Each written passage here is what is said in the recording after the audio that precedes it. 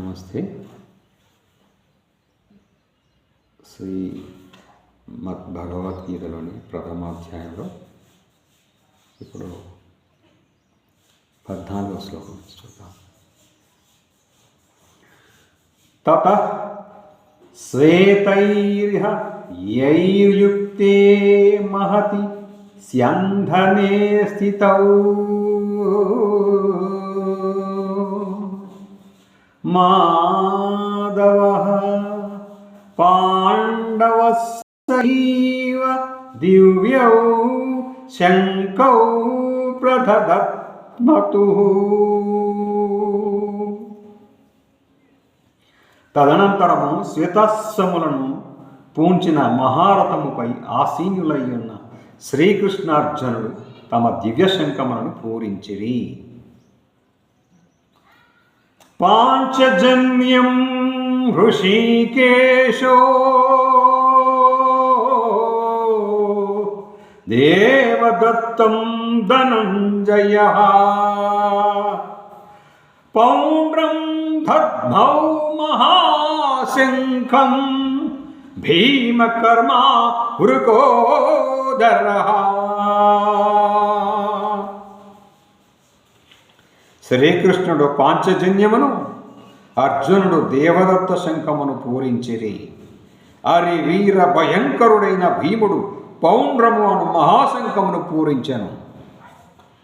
అనంత విజయం రాజా కుంతీపుత్రో యుధిష్ఠిరః నకులః సహదేవశ్చ సుఘోషమణి పుష్పకౌ.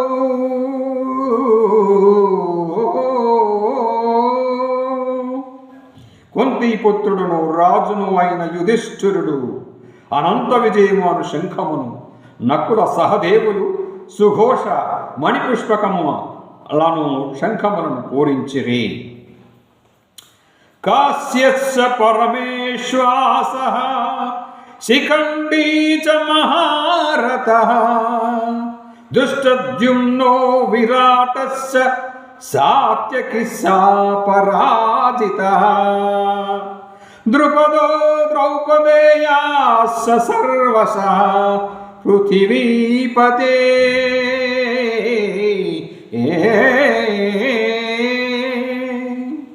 సౌభద్రస్య మహాబాహుః శంఖాన్ దద్ముః పృథక్ పృథక్.